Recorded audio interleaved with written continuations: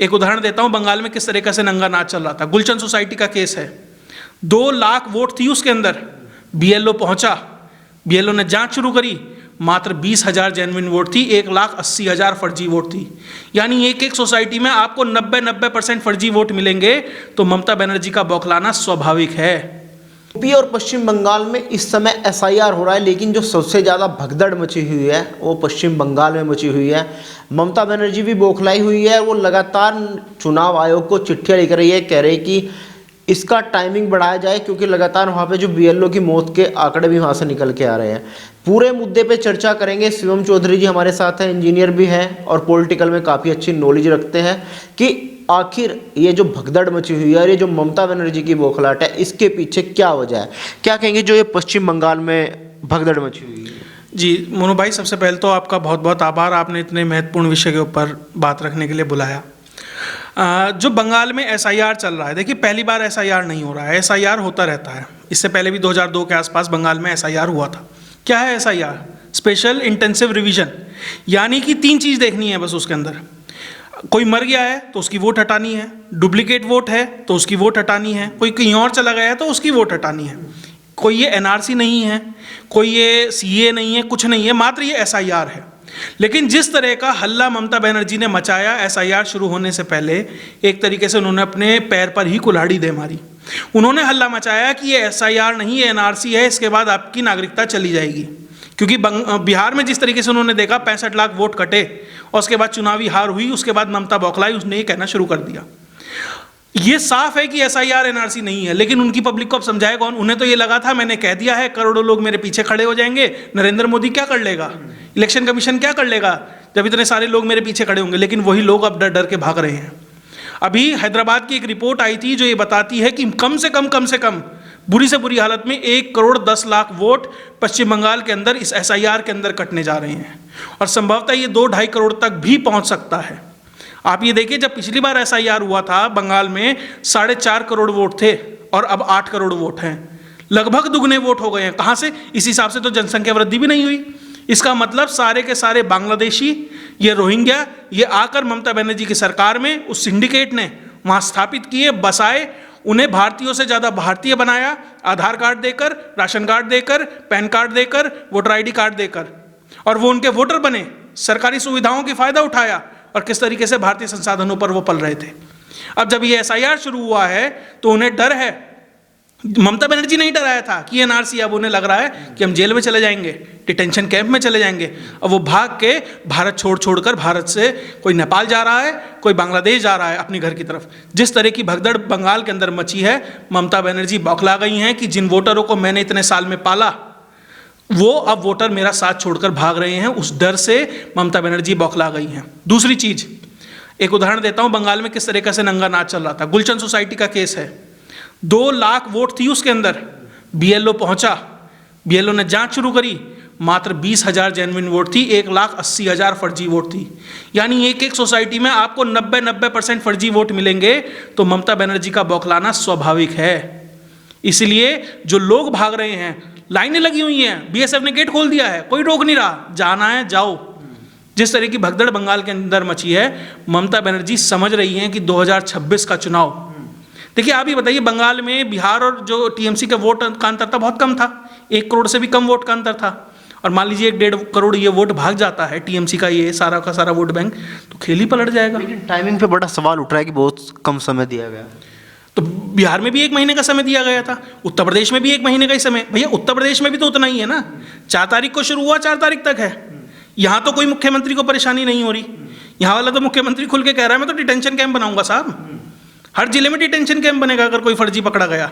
वो तो नहीं डर रहा, और दूसरे राज्यों में हो रहा, कोई मुख्यमंत्री नहीं डर रहा। सिर्फ ममता बनर्जी को ही बौखलाहट क्यों है? क्योंकि ममता बनर्जी का कोर वोट है, क्योंकि वहाँ पर जिस तरीके से जो सही में भारत का मुसलमान है, बंगाली मुसलमान है, वो भी कह रहा है कि बहुत बेहतर हुआ ये बांग्लादेशी भाग रहे हैं। हमारा रोजगार इन्होंने छीन लिया, हमारी ज़मीनें इन्होंने छीन ली, 1000 रुपये का काम मिलता था, 400 में करते थे, हमें काम नहीं मिलता था। बिहार के बाद अखिलेश यादव ने भी कहा कि एसआईआर के नाम पे जो खेल बिहार में हुआ वो हम यूपी, बंगाल, तमिलनाडु में नहीं होने देंगे। उनके कहने से क्या होता है? वो तो ये भी कह रहे थे भाई हम 2017 जीत रहे हैं, 2022 जीत रहे हैं। वो तो सबको उनके कहने से क्या हो रहा है? ये एक प्रोसेस है। मैं आपको समझाता हूँ किस लिए महत्वपूर्ण है। 2003 में एसआईआर हुआ माफ़ कीजिएगा बिहार के अंदर, उसके बाद से राजद की सरकार वापस नहीं आ पाई, फर्जी वोट कट गए सारे। इस बार फिर फर्जी वोट कटे, तो अब देखिए किस हद तक, किस बड़े मार्जिन से जीत के आए। तो ये जो पूरा का पूरा विपक्ष है जो इन मरे हुए वोटरों के नाम पर, इन फर्जी वोटरों के नाम पर जो राजनीति कर रहा है, अब उनके नीचे से जमीन खिसक रही है। अब उन्हें डर है तो वो चिल्ला रहे हैं। क्या कर लिया तेजस्वी ने? अब एक बात बताइए, आपके पास महीने भर का समय था, उसके बाद जब फाइनल लिस्ट जारी होती है, आपने एक भी आपत्ति दर्ज कराई क्या?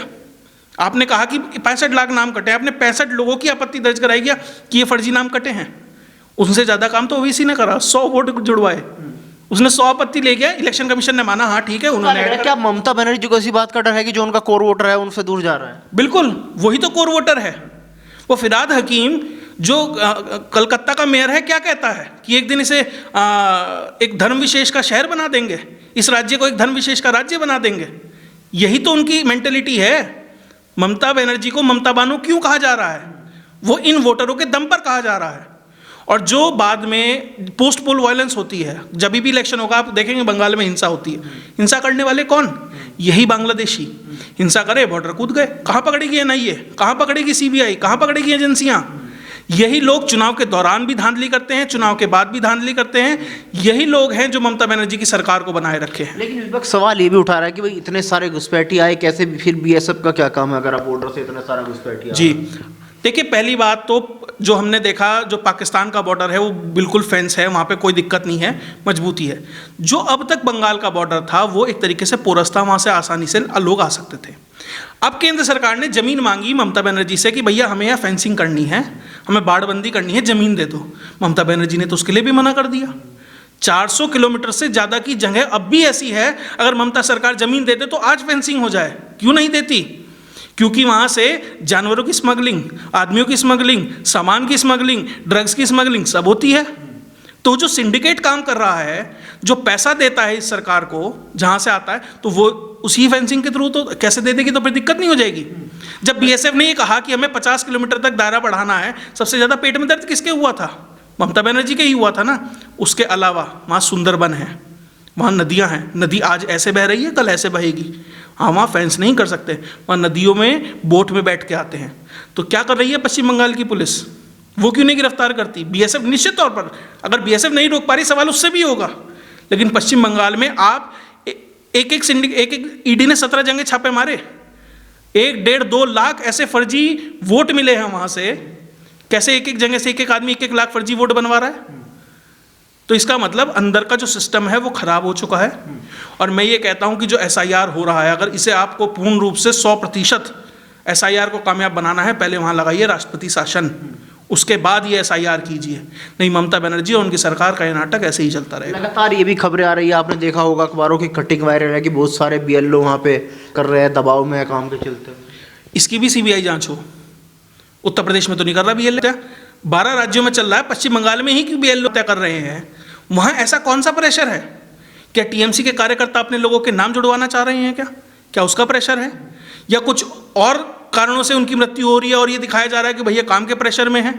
मुझे इसलिए मैंने कहा कि बिना राष्ट्रपति शासन के जो ये वहाँ पर एसआईआर चल रहा है, ये पूर्ण रूप से कामयाब नहीं होगा। ठीक है, आंशिक होगा, आप 70% 80% रिजल्ट पा लेंगे, लेकिन जो 20-30% रह जाएगा ये तभी होता जब आप वहाँ राष्ट्रपति शासन लगाते। और रही बात बीएलओ के काम करने की, निश्चित तौर पर कोई एक्सटर्नल प्रेशर है, इसीलिए बीएलओ कर रहा है। अब मैंने आपको गुलशन सोसाइटी का ही उदाहरण दिया था। बीएलओ को 2 लाख लोगों को जांचना है, निकले वहाँ 20,000। तो आप खुद देख लीजिए किस हद तक वहाँ फर्जी वोटिंग है। कहा जा रहा है लगभग 2 करोड़ तक फर्जी वोटिंग है। बीएलओ को जाके एक को जांचना है, तो निश्चित तौर पर वर्क प्रेशर तो है बीएलओ के ऊपर। इतनी फर्जी वोट ढूंढनी है आपको सही वोट में से, तो निश्चित तौर पर वर्क प्रेशर है। लेकिन क्या इसमें जो टीएमसी का जो कैडर है, जो सिंडिकेट है, जो काम करता है, सिंडिकेट जो कहा जाता है, और जो ममता बनर्जी के भतीजे और वो सारे नेता वहाँ जो उसे चला रहे हैं, तो सवाल तो बनता है साहब, क्या उनके प्रेशर में तो कि भैया वो कुछ फर्जी करवाना चाह रहे हैं, लेकिन बीएलओ अपनी नौकरी बचाने के चक्कर में, अपने परिवार बचाने के चक्कर में तो कहीं कुछ नहीं कर रहा। इसकी भी सीबीआई जांच होनी चाहिए। ये ममता बनर्जी खुद ही फंस रही हैं इन चीज़ों को हाईलाइट करके। सवाल ये भी उठ रहा है कि भाई एसआईआर की जरूरत क्यों पड़ गई? क्यों नहीं होनी चाहिए? आप ये चाहते फर्जी वोट डले? आप ये चाहते मरा हुआ आदमी भी वोट डले? आप चाहते हैं कि एक फोटो से राहुल गांधी तो यही कह रहे हैं ना, हरियाणा में एक फोटो से 25 वोट बनी, तो वही तो ठीक कर रहा है इलेक्शन कमीशन, भाई 25 हटाएं। वो यही कह रहे हैं ना, एक ब्राजीलियन मॉडल थी, उसकी फोटो पे आपने 25 वोट बना दी, तो इलेक्शन कमीशन ने कहा ठीक है साहब, आपने हमारे संज्ञान में लाया, हम एसआईआर कर रहे हैं। एसआईआर भारत में पहली बार नहीं हो रहा है, एसआईआर लगातार होता रहता है। क्या है? Intensive revision of voter list, यानी वोटर लिस्ट में जो विसंगतियां हैं उन्हें ठीक करना है कि भैया एक का दो जगह नाम तो नहीं है, कोई मर तो नहीं गया, कोई कहीं और चला तो नहीं गया, तो इसमें गलत क्या है? एसआईआर किसी की नागरिकता तय नहीं कर रहा, एसआईआर ये नहीं कह रहा कि मोनू भाई या शिवम भाई इस देश के नागरिक हैं या नहीं, बस वो ये चेक करने चाहते हैं कि शिवम की वोट अगर फला जिले में है तो दूसरे में तो नहीं है, शिवम ये जिला छोड़ के तो नहीं चला गया, वो यही तो जांच रहे, इसके अलावा तो कुछ नहीं जांच रहे। अखिलेश यादव भी कह रहे हैं कि भाई समय बढ़ाना चाहिए, लगभग 3 महीने का टाइम इसमें होना चाहिए था कम से कम। क्यों होना चाहिए भाई? एक बात बताइए, एक बीएलओ को मुश्किल से कितने घर करने होंगे? 500-600 घर करने होंगे। एक दिन में अगर वो 20 घर भी करता है, एक महीने में 600 घर हो गए। एक दिन में 20 घर की डेटा इकट्ठा करना किसी बीएलए के लिए कोई मुश्किल काम तो है नहीं। और वो अगर 30 दिन काम करेगा, हो सकता है भैया उसे 20-25 साल में एक बार एसआईआर आता है, एक महीना थोड़ा ज़्यादा काम करना पड़ गया होगा। क्या 600 घर एक बीएलए नहीं कर सकता? निश्चित तौर पर बड़े आराम से कर सकता है। तो क्यों बढ़ाया जाए समय? अब भैया सब समाजवादी पार्टी की तरह आलसी तो है नहीं कि चुनाव आए 6 महीने पहले तभी जागते हैं। तो यहाँ तो सिस्टम है, 24 घंटे काम करता है, पूरी एफिशिएंसी के साथ काम कर रहा है। और अगर बिहार में कर सकता है तो उत्तर प्रदेश में क्यों नहीं कर सकता? एसआईआर का बंगाल में क्या असर होगा इस बार? एसआईआर का बंगाल में असर ये है कि आप बंगाल जाइए या आपका कोई रिपोर्टर है वहाँ से बातचीत कीजिए, जितनी भी ट्रेनें बांग्लादेश की बॉर्डर की तरफ जा रही हैं, भर के जा रही हैं, सब में लद के पब्लिक जा रही है। अधीर रंजन चौधरी कांग्रेसी नेता है, उसका साफ कहना है कि लगभग 26 से 27 लाख बांग्लादेशी परिवार बांग्लादेश के पश्चिम बंगाल के अंदर रह रहे हैं। हर घर में अगर 5 भी माने, वहाँ तो वैसे ज़्यादा ही है, तो 1-1.5 करोड़ से ऊपर लोग बैठते हैं। आप देखिए बंगाल खाली होने लगा है। कहीं एक किशनगढ़ नाम की एक जगह है, नादिया में मैं देख रहा था, गाँव के गाँव खाली हो गए हैं, गाँव खाली हो गए हैं। सिर पे सामान रख रख के लाइनें लगी हुई हैं, लोग जा रहे हैं ट्रक भर भर के। क्यों जा रहे हैं? कोई त्यौहार तो नहीं आ रहा, उनके घर परिवार में कोई शादी भी नहीं है बांग्लादेश में, वो अटेंड करने जा रहे होंगे। क्यों भागे जा रहे हैं? ये फ़र्क है। आप पूछे ना बांग्लादेश में, ये पश्चिम बंगाल में क्या फ़र्क पड़ेगा? ये फ़र्क पड़ेगा कि पश्चिम बंगाल खाली होने लगा है। स्थिति तो ये आ गई थी। एसआईआर को एनआरसी का पहला कदम माना जाए? देखिए, सबसे पहले तो वोटर लिस्ट साफ होनी चाहिए। हाँ, एनआरसी होनी चाहिए। क्यों नहीं होनी चाहिए? भैया मैं इस देश का नागरिक हूँ, मेरे पे सारे कागज हैं, मेरा परिवार यहाँ पैदा हुआ, मुझे कोई डर नहीं है। ये डर सिर्फ एक समुदाय विशेष को क्यों है? यह डर कुछ खास पार्टियों को ही क्यों है? क्योंकि भारत में आज भी 5 से 7 करोड़ फर्जी बांग्लादेशी और रोहिंग्या रहते हैं। बात सिर्फ ये नहीं है कि वो यहाँ रहते हैं, यहाँ के संसाधनों पर पलते हैं। बात यह है कि वो इस देश की राष्ट्रीय सुरक्षा के लिए खतरा है। अभी इख्तियार नाम का एक व्यक्ति पकड़ा गया, बांग्लादेशी, जितना ये अल फला और फला फला में जहाँ जहाँ ये सारा सामान पकड़ा गया ना, 3000 किलो का सारा बांग्लादेश से उसने पहुँचाया था वहाँ तक। राष्ट्रीय सुरक्षा के लिए खतरा है ये।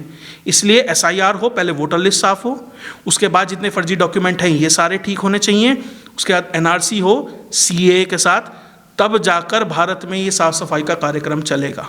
क्यों हो गई थी अभी गुड़गांव में, दिल्ली में सारी ये काम वालियों की कमी, सारी क्यों भागने लगी थी? यानी कहीं ना कहीं कुछ ना कुछ चल रहा है। देखिए, सरकार बता कम रही है, क्योंकि ये सारे के सारे फिर कोर्ट पहुंच जाएंगे, भैया ह्यूमन राइट का वायलेशन हो रहा है, मानवाधिकार का उल्लंघन है, सब कूद पड़ेंगे। तो सरकार शांति से कार्यक्रम चला रही है। अभी बांग्लादेशी हज़ारों में भाग रहे हैं, थोड़ी देर में आपको लाखों में भागते दिखाई देंगे, और उसके बाद ये करोड़ों में भी पहुंचेगा।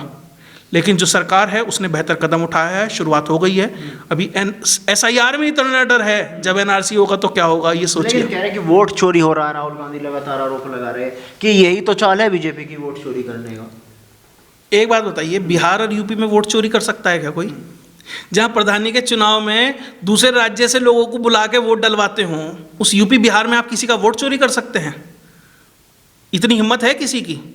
वोट चोरी नहीं है, जो आप फर्जी वोट डलवा रहे थे उसको ठीक कर रहा है, उसकी साफ सफाई चल रही है। और राहुल गांधी की ये टूल किट किस कोलंबिया से आती है, किस मलेशिया से आती है, सबको पता है। राहुल गांधी जब भी विदेश जाता है उसे नया मुद्दा क्यों मिल जाता है? अभी वो कोलंबिया गया था, आके उसे वोट चोरी याद आ गई। कभी वो मलेशिया जाता है तो उसे जाति जनगणना याद आ जाती है। उससे पहले वो लंदन जाता है तो उसे राफेल याद आ जाता है। ये हर विदेशी दौरे के बाद राहुल गांधी को एक नया मुद्दा मिल जाता है। तो पहले तो राहुल गांधी ये बताए तुम्हारी टूल किट कहाँ से आ रही है? कोलंबिया से क्या सीख के आए हो ये वोट चोरी की बात? और राहुल गांधी कह रहे हैं वोट चोरी हो रहा है। उनके जो सलाहकार है योगेंद्र यादव और जो उनके जितने भी साथी पत्रकार हैं, जो पूरा का पूरा यूट्यूब का गैंग चलता है, अब चुनाव वाले दिन ही क्यों कहने लगे वोट चोरी तो मुद्दा ही नहीं था? राहुल गांधी खाली ढोल बजा रहे हैं, ये तो कहीं मुद्दा ही नहीं है। मुद्दा तो बेरोजगारी है, ये है और वो है, 100 चीजें हैं, उसके ऊपर बात होनी चाहिए। लेकिन राहुल गांधी वोट चोरी की बात कर रहे हैं। सवाल इलेक्शन कमीशन पर भी लगातार सवाल उठ रहे हैं। आपको नहीं लगता कि इलेक्शन कमीशन बीजेपी के साथ मिलकर काम कर रहा है, जैसा कि आरोप लगा रहा है पूरा का पूरा? जी बिल्कुल। अब आपने बहुत अच्छा सवाल पूछा, इलेक्शन कमीशन कैसे काम करता है। पहली बात, वो ज्ञानेश्वर के ऊपर सवाल उठा रहे हैं, ज्ञानेश कुमार जी हैं जो इलेक्शन कमिश्नर आज से पहले कैसे नियुक्त होते थे ये बताइए। अब तो एक कमेटी बनती है, उसमें प्रधानमंत्री है, नेता प्रतिपक्ष है और एक वैसे नेता मतलब एक कमेटी बनती है, वो चुनती है। उससे पहले तो प्रधानमंत्री चुनता था कांग्रेस की सरकार में। कौन था? नवीन चावला। जो नवीन चावला के आरोप ये लगता था कि जब भी इलेक्शन कमीशन की मीटिंग होती थी या तो उसे बाथरूम आ जाता था या प्यास लग जाती थी और बाहर जाके वो सोनिया गांधी का फ़ोन मिला के कहता था कि भैया ये चल रहा है यहाँ। तो उस नवीन चावला पे सवाल नहीं उठेगा। वो MS गिल जो स्पोर्ट्स मिनिस्टर बने इसी सरकार में, कांग्रेस की में, वो इलेक्शन कमीशन कैसे चुने गए थे बताएंगे? उससे पहले ये TN सेशन कांग्रेस के टिकट पर लाल कृष्ण आडवाणी के खिलाफ चुनाव लड़ा। तो किस तरीके से इलेक्शन कमिश्नर चुने जाते थे, कांग्रेस पहले उस पर जवाब दे। और दूसरी बात, अगर इलेक्शन कमिश्नर गलत है, अगर ये SIR का प्रोसेस गलत है, कांग्रेस गई क्या कोर्ट में? RJD गई क्या? ममता जाएंगी? हिम्मत है कोर्ट में जाने की? वहाँ तो कहेंगे नहीं नहीं कोर्ट का जाने की दिक्कत नहीं है, हमने तो प्रेस कॉन्फ्रेंस कर दी, जज सुन रहे हैं। अरे जज तो दिन में 70 चीज़ सुनते हैं, हर एक चीज़ का केस लेके बैठ जाएंगे क्या? हिम्मत है जाइए, एफिडेविट दीजिए। इलेक्शन कमिश्नर ने कहा एफिडेविट पे लिख के दो, हम एक्शन लेंगे। एफिडेविट पे लिख के दे नहीं पाएंगे क्योंकि 17 बार ऑलरेडी माफ़ी मांग चुके हैं, 18वीं बार माफ़ी मांगना भारी पड़ जाएगा कोर्ट के अंदर। तो विपक्ष मुद्दा देखिए, आप कोई मुद्दा बनाते हैं, बीजेपी कोई मुद्दा बनाती है, ग्राउंड पे उसका असर होना चाहिए, असर दिखना चाहिए। आप भी घूम रहे होंगे, कहीं असर दिखा? अगर दिखता तो चुनाव में दिखता। जिस मुद्दे को पब्लिक ही मुद्दा नहीं मान रही, इसका मतलब उसे फर्क नहीं पड़ रहा, उसे अपने आसपास महसूस नहीं हो रहा। किसी भी लोकतंत्र में आपको नर्व्स चेक करनी है तो पब्लिक क्या चाहती है वो समझिए। पब्लिक को इस SIR से कोई दिक्कत नहीं है, वोट चोरी उसके लिए मुद्दा नहीं है। कांग्रेस को चाहिए क्या मुद्दे हैं असल में, हमसे पूछे हम वो बताएंगे, लेकिन SIR तो मुद्दा नहीं है।